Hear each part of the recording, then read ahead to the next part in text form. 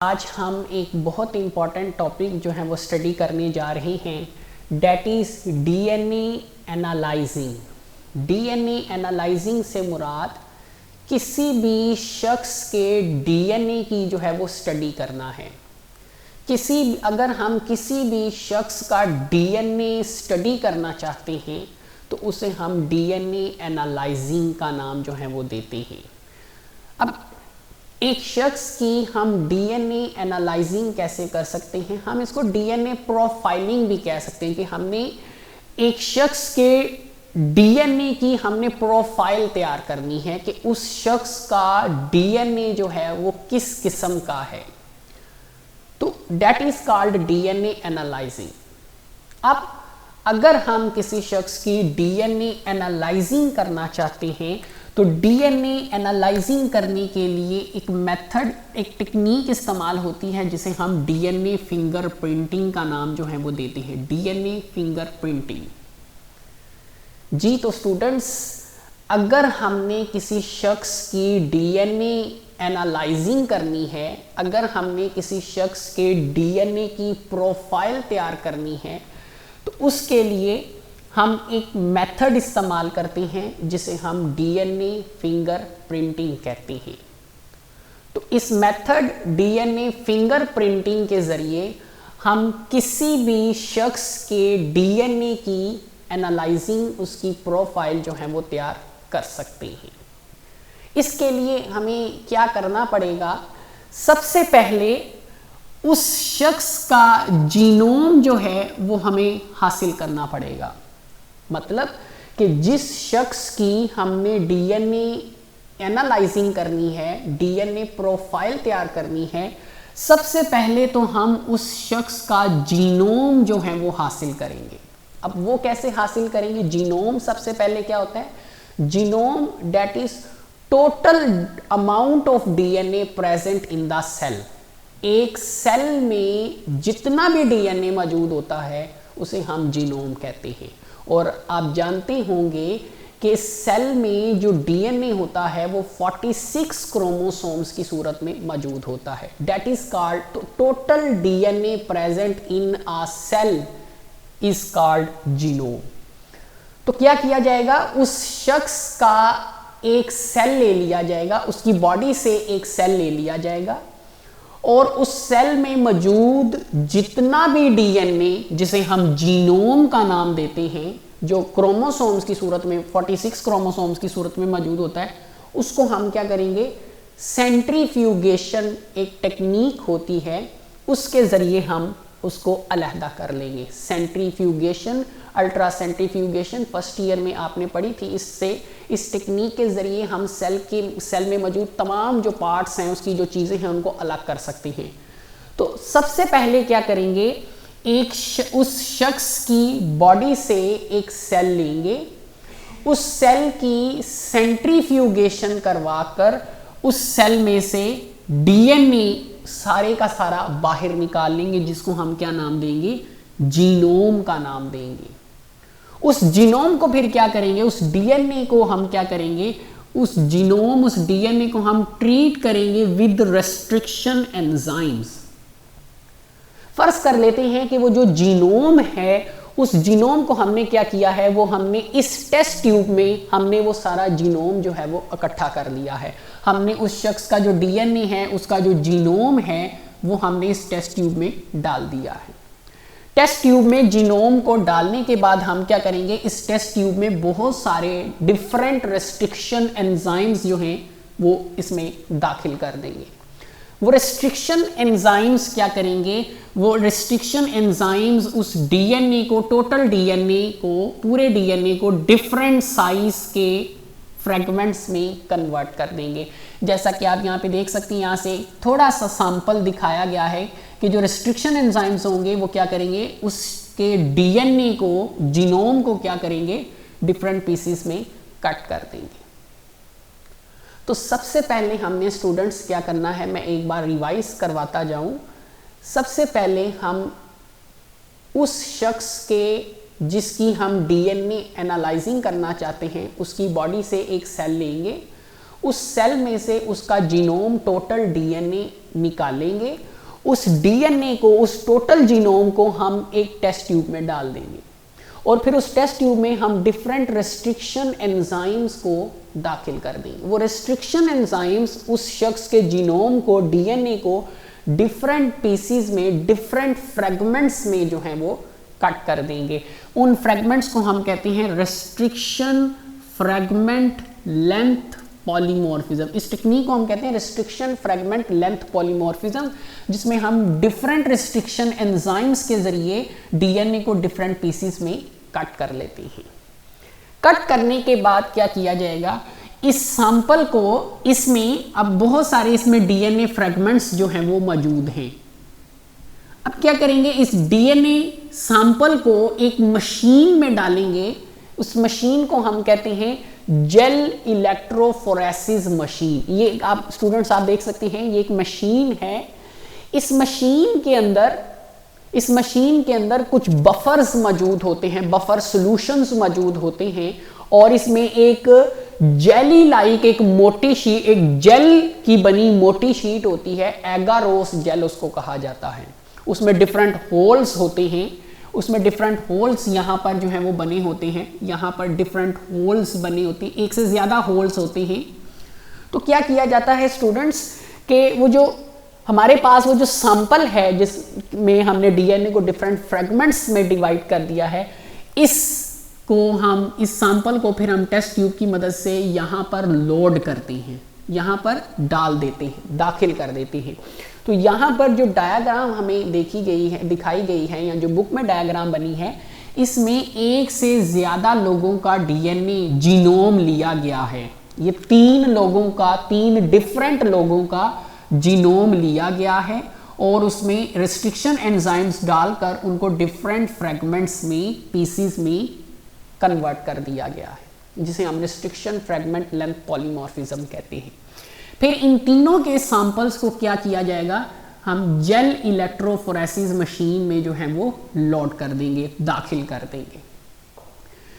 तीनों DNA samples को gel electrophoresis machine में डालने के बाद इस मशीन को हम जो है वो इलेक्ट्रिक सप्लाई, पावर सप्लाई से जो है वो कनेक्ट कर देंगे। जैसे ही हम पावर सप्लाई से कनेक्ट करेंगे तो ये जो डीएनए सैंपल्स हम इलेक्ट्रोफोरेसिस मशीन में डालेंगे तो क्या होगा कि उस हर शख्स का जो डीएनए होगा, उसके जो डिफरेंट फ्रेगमेंट्स होंगे, वो डिफरेंट बैंड्स की सूरत में जो है वो इस तरह एगारोस जेल के ऊपर जो है वो स्प्रेड आउट हो जाएंगे, फैलना शुरू कर देंगे। और याद रहे, जब अब इनकी फैलने का जो पैटर्न होता है, जो बड़े साइज के जो फ्रेगमेंट्स होते हैं वो यहाँ पर नेगेटिव साइड की तरफ जो है वो मौजूद होते हैं और जो पॉजिटिव साइड, जो शॉर्ट फ्रेगमेंट्स होते हैं वो डीएनए से दूर मूव करते हैं। याद रहे, डीएनए के ऊपर नेगेटिव चार्ज होता है। तो जब डीएनए सैंपल्स को यहाँ पर लोड किया जाता है और इलेक्ट्रोफोरेसिस मशीन को पावर सप्लाई प्रोवाइड की जाती है, तो डीएनए के जो फ्रेगमेंट्स होते हैं बैंड्स की सूरत में, वो जो फ्रेगमेंट्स जो कि बैंड की सूरत में, एक लाइन की सूरत में नजर आते हैं, वो एक दूसरे से सेपरेट होना शुरू हो जाते हैं। यहाँ पर इसको हम यहाँ पे थोड़ा सा पढ़ लेते हैं। During gel electrophoresis DNA fragments separated according to their lengths and result in a number of bands present very close to each other. तो जब हम डीएनए फ्रेगमेंट्स बनाने के बाद जब हम इन डीएनए फ्रेगमेंट्स के सैंपल को इलेक्ट्रोफोरेसिस मशीन में दाखिल करेंगे, तो इलेक्ट्रोफोरेसिस में क्या होगा, डीएनए के जो फ्रेगमेंट्स होंगे वो क्या हो जाएंगे, अपनी लेंथ के मुताबिक सेपरेट होना शुरू हो जाएंगे। जो बड़ी लेंथ के जो बैंड्स होंगे, डीएनए फ्रेगमेंट्स होंगे, वो नेगेटिव साइड पर इकट्ठे होंगे और जैसे जैसे फ्रेगमेंट्स की लेंथ कम होती चली जाएगी वो पॉजिटिव की तरफ और नेगेटिव से दूर जाना शुरू कर देंगे। तो चूंकि डीएनए पर नेगेटिव चार्ज होता है, लिहाजा जो बड़े डीएनए फ्रेगमेंट्स होते हैं उनके ऊपर ज्यादा नेगेटिव चार्ज होता है, तो वो एक तरतीब के साथ जो है वो यहाँ पर अरेंज होना शुरू हो जाते हैं और यूं हमें एक बहुत बैंड्स का एक पैटर्न जो है वो हमें उस एगारोस जेल पर जो है वो नजर आता है।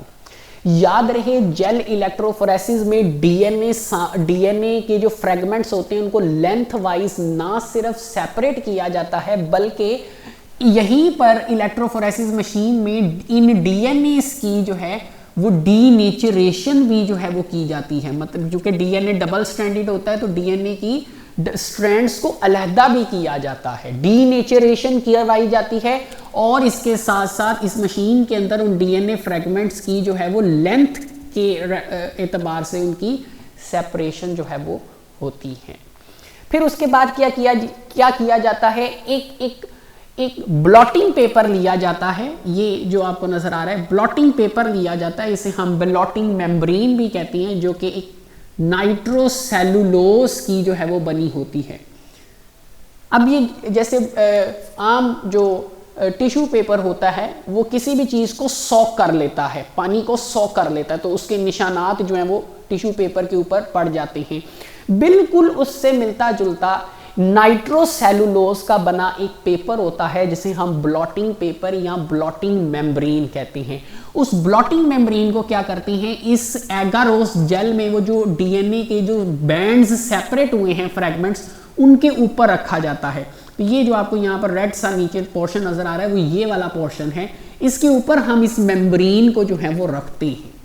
तो ये मेम्ब्रेन क्या कर लेती है, उन बैंड्स का एक प्रिंट जो होता है वो इस मेम्ब्रेन के ऊपर आ जाता है, उन बैंड्स का एक प्रिंट इन मेम्ब्रेन के ऊपर आ जाता है। फिर इस मेम्ब्रेन को क्या करते हैं, यहां से जो है अलहदा कर लेते हैं। अलहदा करने के बाद वो जो बैंड्स डीएनए के जो फ्रेगमेंट्स होते हैं जो बैंड्स की सूरत में होते हैं वो इतने वाजे नहीं होते। तो क्या किया जाता है, एक रेडियो एक्टिव इन इस मेम्ब्रेन के ऊपर, इस ब्लॉटिंग मेम्ब्रेन के ऊपर रेडियो एक्टिव प्रोब्स जो हैं वो ऐड किए जाते हैं। प्रोब जो होता है, प्रोब कहते हैं खोजी को, प्रोब खोजी को कहते हैं, ठीक है। ये एक सिंगल स्ट्रैंडेड जो है वो न्यूक्लियोटाइड सीक्वेंस होता है। प्रोब एक सिंगल स्ट्रैंडेड न्यूक्लियोटाइड सीक्वेंस होता है। जब इसको हम डालते हैं तो जहां जहां पर ये जो डीएनए के बैंड जो इस ब्लॉटिंग पेपर के ऊपर प्रिंट हो चुके हैं, जो कि हमने एगारोस जेल से प्रिंट किए हैं, जब हम इन प्रोब्स रेडियो एक्टिव प्रोब्स को डालते हैं तो ये जो रेडियो एक्टिव प्रोब्स होते हैं ये जाकर अपने अपने, क्योंकि हमने कहा कि प्रोब एक न्यूक्लियोटाइड सीक्वेंस है और डीएनए भी एक न्यूक्लियोटाइड सीक्वेंस है, तो ये प्रोब्स अपने मुत्तलका डीएनए फ्रेगमेंट्स के साथ जाकर अटैच हो जाते हैं। तो ये प्रोब्स जो हैं, जैसे डिफरेंट प्रोब्स हम डालते हैं रेडियो एक्टिव, तो अपने अपने डीएनए कंप्लीमेंटरी डीएनए स्ट्रैंड्स के साथ जो है वो जाकर अटैच हो जाते हैं। क्योंकि ये रेडियो एक्टिव होती हैं तो उस जगह पर ये एक लाइट की सूरत में जो है वो नजर, रेडियो एक्टिव रोशन जो है वो नजर आना, ब्राइट नजर आना शुरू हो जाती हैं। तो इसके ऊपर जब ये ब्राइट नजर आना शुरू हो जाती हैं तो इनके ऊपर हम एक एक्सरे फिल्म, इस मेम्ब्रेन के ऊपर, इस ब्लॉटिंग पेपर के ऊपर एक एक्सरे फिल्म रखी जाती है। तो ये जो रेडियो एक्टिविटी की वजह से वो डीएनए के जो बैंड्स होते हैं वो जो हाईलाइट होते हैं, रोशन होते हैं, उनका एक प्रिंट जो होता है वो एक्सरे फिल्म के ऊपर जो है वो आ जाता है।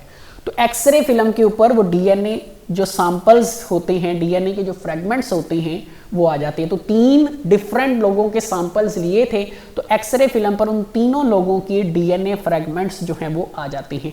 जैसा कि आप यहाँ पर देख सकते हैं ये डिफरेंट एक्सरे फिल्म्स हैं जिन पर ये डीएनए के बैंड्स फ्रेगमेंट्स अलहदा किए गए हैं, वो इस मेथड के जरिए ही किए गए हैं। इस मेथड को हम कहते हैं डीएनए फिंगरप्रिंटिंग। दोबारा से स्टेप पर आ जाते हैं। सबसे पहले हम क्या करेंगे, जिस शख्स के डीएनए की हमने एनालाइजिंग करनी है, प्रोफाइल तैयार करनी, this is called DNA profile. ये सारी डीएनए प्रोफाइल्स हैं जो हमने मुख्तलिफ लोगों की जो है वो तैयार की हैं। किसके जरिए, एक मेथड के जरिए जिसे हम डीएनए फिंगरप्रिंटिंग कहते हैं। इस मेथड में हम क्या करते हैं, सबसे पहले जिस शख्स के डीएनए की हमने एनालाइजिंग करनी है उसका हम जीनोम लेते हैं, उसके डीएनए, उसका हम उसके एक सेल से हम उसका पूरा डीएनए निकाल लेते हैं। डीएनए निकालने के बाद उसको टेस्ट ट्यूब में दाखिल करते हैं और उस टेस्ट ट्यूब में हम डिफरेंट रेस्ट्रिक्शन एंजाइम्स को दाखिल कर देते हैं। वो रेस्ट्रिक्शन एंजाइम्स उस डीएनए को डिफरेंट साइजेस में कन्वर्ट कर देते हैं। इसे हम रेस्ट्रिक्शन फ्रेगमेंट लेंथ पॉलीमॉर्फिज्म का नाम भी देते हैं। फिर उस डीएनए सैंपल को, ये जिसमें डीएनए पीसीज मौजूद होते हैं, इनको क्या किया जाता है, एक मशीन के अंदर लोड किया जाता है, एक मशीन के अंदर लोड किया जाता है, ठीक है, और उस मशीन को पावर सप्लाई के साथ कनेक्ट कर दिया जाता है। जैसे पावर सप्लाई के साथ कनेक्ट करते हैं तो उनके जो डीएनए फ्रेगमेंट्स जो होते हैं, जो डिफरेंट साइजेस के होते हैं, वो लेंथ के लिहाज से जो है वो अरेंज होना शुरू हो जाते हैं, लेंथ के लिहाज से अरेंज होना शुरू हो जाते हैं। और यहाँ पर यही इसी मशीन में उन डीएनए की डीनेचरेशन भी की जाती है। चूंकि आप जानते हैं डीएनए डबल स्ट्रैंडेड होते हैं तो इनकी डीनेचरेशन भी कर दी जाती है। डीनेचरेशन होगी, वो डीएनए के जो डिफरेंट पीसेस होंगे वो अपनी लेंथ के लिहाज से जो है वो एक तरतीब के साथ एक अरेंजमेंट जो है वो उनकी बन जाएगी, ठीक है। फिर उसके बाद क्या किया जाएगा, यूज ऑफ प्रोब्स। फिर हमने बात की थी कि ब्लॉटिंग पेपर उसके ऊपर रखा जाएगा। ब्लॉटिंग पेपर उसके ऊपर, जिसका नतीजा ये होगा कि इन बैंड्स का एक प्रिंट जो होगा वो ब्लॉटिंग पेपर के ऊपर आ जाएगा। अब ब्लॉटिंग पेपर में वो जो प्रिंट जो ब्लॉटिंग पेपर के ऊपर आएगा वो इतना वाजे नहीं होगा, तो उसको वाजे करने के लिए रेडियो एक्टिव प्रोब्स का इस्तेमाल किया जाता है। रेडियो एक्टिव प्रोब्स जो होते हैं वो अपने अपने मुतलका डीएनए स्ट्रैंड्स के साथ जाकर जुड़ जाते हैं, जिससे वो बैंड्स जो हैं वो ब्राइट हो जाते हैं, रोशन हो जाते हैं। तो उनका फिर प्रिंट एक और शीट के ऊपर दिया जाता है जिसे हम एक्सरे फिल्म का नाम देते हैं। तो इस तरह हमारे पास 3 लोगों का डीएनए सैंपल इस्तेमाल किया था, उनकी जेन इलेक्ट्रोफोरेसिस करवाई गई, उनके डीएनए स्ट्रैंड्स को सेपरेट किया गया अकॉर्डिंग टू द लेंथ। उसका प्रिंट फिर ब्लॉटिंग पेपर के ऊपर लिया गया।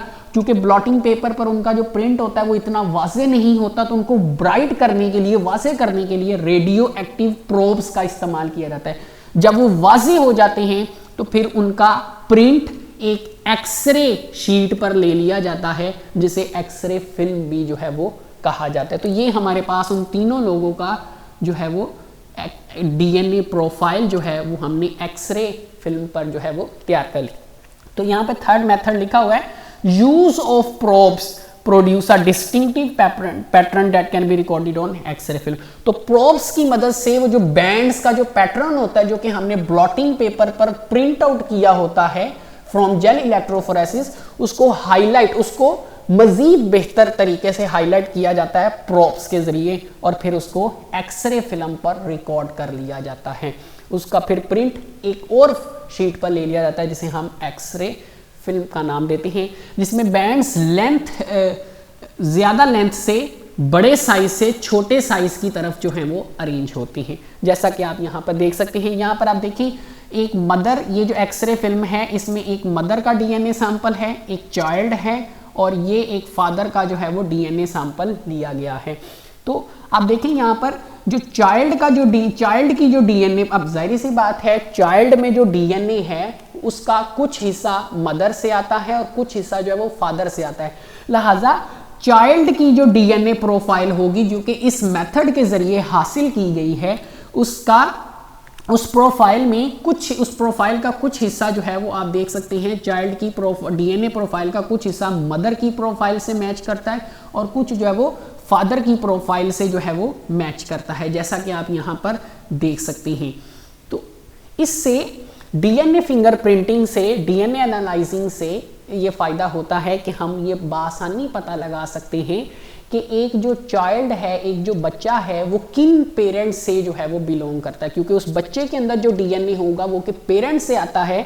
लिहाजा जब हम पेरेंट्स की और उस बच्चे की डीएनए प्रोफाइल तैयार करेंगे by using DNA fingerprinting method, तो हम बासानी पता लगा सकते हैं कि कौन से पेरेंट्स जो हैं वो उस चाइल्ड के जो हैं वो वारिस हैं। तो इससे पेरेंटल डिस्प्यूट जो होती है, बच्चों पर पेरेंट्स का जो झगड़ा होता है उसको सॉल्व किया जा सकता है, पेरेंट डिस्प्यूट जो है उसको सॉल्व किया जा सकता है। बिल्कुल इसी तरह यहाँ पर भी एक एक्सरे फिल्म है जिसमें डीएनए प्रोफाइल्स मौजूद हैं, मदर हैं, चाइल्ड हैं, और यहाँ पे 2 फादर्स हैं।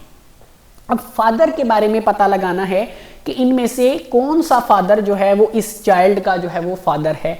तो ये फादर 1 की प्रोफाइल है, ये फादर 2 की जो है वो प्रोफाइल है। तो इसमें मैच किया जाएगा कि किस जो फादर की जो प्रोफाइल है वो चाइल्ड की प्रोफाइल से जो है वो मैच करती है। तो इसमें फादर 2 जो है उसका ये वाला जो पोर्शन है, ये वाला जो हिस्सा है ये मैच करता है विद द चाइल्ड प्रोफाइल, ये वाला हिस्सा है प्रोफाइल का, ये वाला हिस्सा है प्रोफाइल का। तो ये जो प्रोफाइल्स के जो पोर्शंस हैं ये मैच कर रहे हैं with the child profile, child profile. It means that father two जो हैं उनकी प्रोफाइल मैच कर रही है, it is the father of the this child. तो ये फादर टू जो हैं ये असली मायने में इस चाइल्ड जो हैं उनका फादर है। इसी तरह डीएनए फिंगरप्रिंटिंग से हम मुख्तलिफ ये क्रिमिनल्स को जो है वो बासानी जो है वो पकड़ा जा सकता है, रेपिस्ट जो हैं ये प्रॉब्लम जो है सॉल्व की जा सकती है। तो ये एक फोरेंसिक एविडेंस होता है कि अगर किसी जगह पर कोई क्राइम होता है तो उस क्राइम एरिया से डीएनए सैंपल्स जो हैं वो इकट्ठे किए जाते हैं। तो उन डीएनए सैंपल्स की इस तरीके उन डीएनए सैंपल्स को रेस्ट्रिक्शन एंजाइम्स की मदद से डिफरेंट फ्रेगमेंट्स में तकसीम किया जाता है, फिर उनको जेल इलेक्ट्रोफोरेसिस मशीन में से गुजारा जाता है, फिर प्रिंट उनका लिया जाता है, उनको ब्राइट किया जाता है और फिर उनकी एक्सरे फिल्म जो है वो तैयार कर ली जाती है। तो यहाँ पर ये एक रेप केस के हवाले से ये एक एक्सरे फिल्म जो है वो दिखाई गई है, जिसमें जो विक्टिम हैं ये विक्टिम का ब्लड सैंपल लिया गया है, उसकी ब्लड प्रोफाइल तैयार की गई है।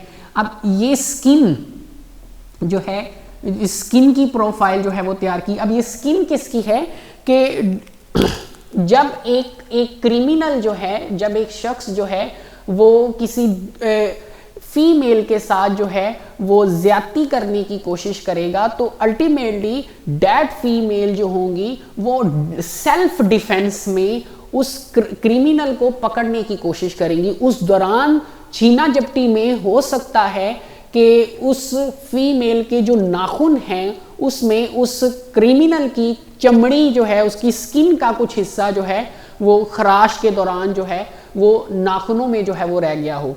तो उससे क्या किया जाएगा, उससे उस सैंपल जो है वो उस फीमेल जो कि विक्टिम हैं उनकी नाखूनों से वो स्किन जो है वो ली जाएगी एज अ फोरेंसिक एविडेंस, और उस स्किन की भी प्रोफाइल तैयार की जाएगी। Skin is made up of cells, उन सेल से डीएनए निकाला जाएगा और उसकी प्रोफाइल जो है वो तैयार की जाएगी।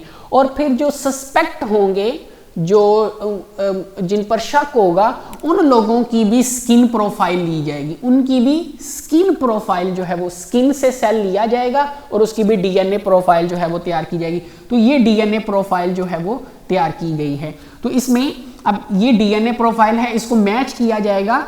ये स्किन किसकी है, वो उस शख्स की है जो कि क्रिमिनल था, जो कि रेपिस्ट था, ये उसकी स्किन प्रोफाइल है। उसकी स्किन से डीएनए लिया गया, उसकी प्रोफाइल तैयार की गई, और जो जिन लोगों पर शक है उनकी भी ये स्किन से सेल्स लेकर प्रोफाइल तैयार की गई है। तो जाहिर सी बात है इन तीनों में से जिसकी प्रोफाइल इस स्किन वाली प्रोफाइल से मैच करेगी वही हकीकी मायनों में जो है वो क्रिमिनल होगा, रेपिस्ट होगा।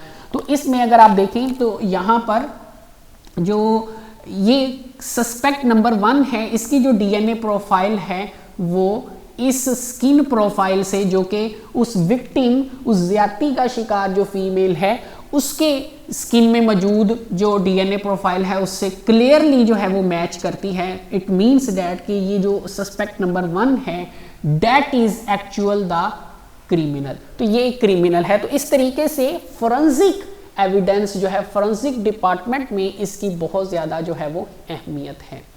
तो this is about DNA analysis.